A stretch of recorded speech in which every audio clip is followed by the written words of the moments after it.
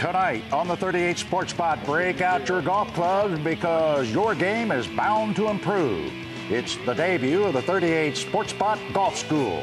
3 top local pros are teaming up with our talent to see who can improve their game the most. The Royals have plenty of room to improve. 810 WHB host Dave Armstrong is live in studio with analysis. And hear from Royals pitcher Mark Redmond before the All-Star game. Plus, the inspirational story of David Emerson, who has advanced prostate cancer. It all comes your way right now. The only nightly sports talk on local TV in America. It's the 38 Sports Spot. You better love sports, because that's all we do. Now, here's Jack Harry. Coming up next on The Spot, the inspirational story of David Emerson, who suffers from prostate cancer. He's live in studio along with his doctor. That's next on The Spot.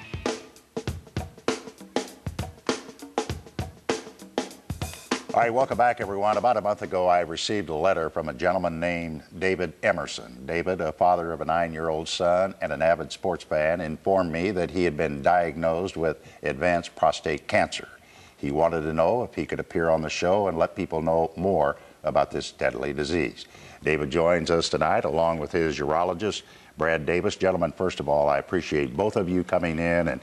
And David, what a courageous young man you are. You're pretty young. When did you find out? And if you can just fill us in on exactly how you learned about this. In December of 2004, I started having some pain in my leg. And I went and saw my general practitioner, and he thought it was inflammation or something like that. And drew some blood, and I explained some other symptoms I was having. And he said those sounded prostate related, but I was kind of young for that. I asked if it was in my family, and in fact my father had it about 10 years ago. Drew some blood, gave me some anti-inflammatories, and told me to check back with him if I didn't hear from him. But he called about 2 days later, told me that my PSA number, which is, maybe Dr. Davis will explain PSA in a minute, but my indicator was really high. The normal number is supposed to be below 1 or 0, and my number was in the 170s. Had another blood test right after the first of the year. The number had gone up into the 180s.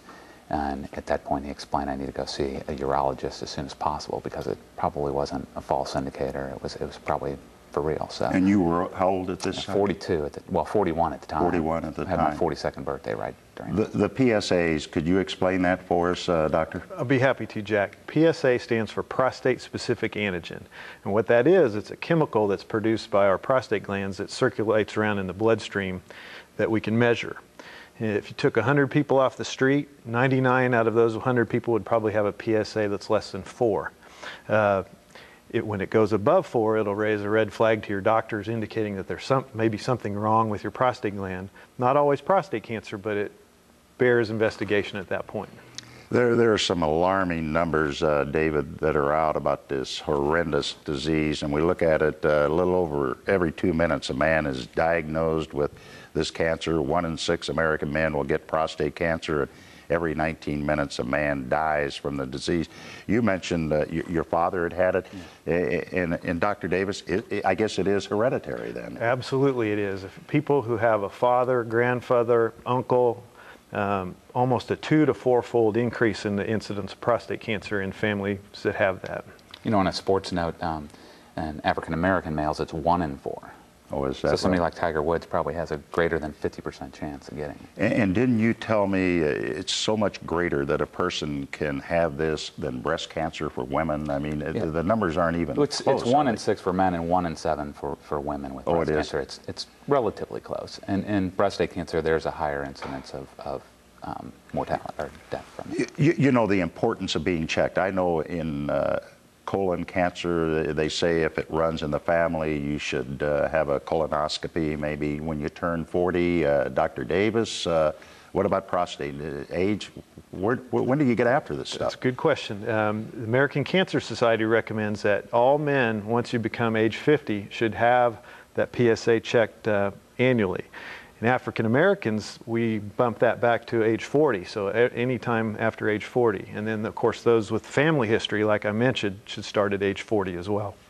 Yeah, no, you're really trying to get this word out, and I really admire you for this. And you've got a golf tournament. Right. You want some sponsors, and give me a little information on that, if you would, David. Here it is, right here on the screen. Shortly after I was diagnosed, my wife and some friends and I formed this nonprofit foundation called Faith, Love, Hope, Win, and we could talk all night about what that means. But the purpose of the foundation is to raise money for research. We turn the money over to a national group called the Prostate Cancer Foundation, and then also it's to raise money to help spread the awareness, to get men that are 40 years old to go see their doctor. It's a simple blood test, and there's really no reason not to do it. I mean, it's 5 minutes of your time, you draw blood, you know, the doctor gets the results. And if it's not positive, then it's, you know, a pretty quick test, but it's about awareness. That's one of the reasons. Bottom line, we need to get these PSAs done then, right, doctor? Yes, sir. No question about it. And it doesn't entail much, does it? I mean, it's what, a blood test, and that's basically it? That's basically it, and that's the biggest message that could be conveyed tonight, is to go get checked, starting age 40. Basic message.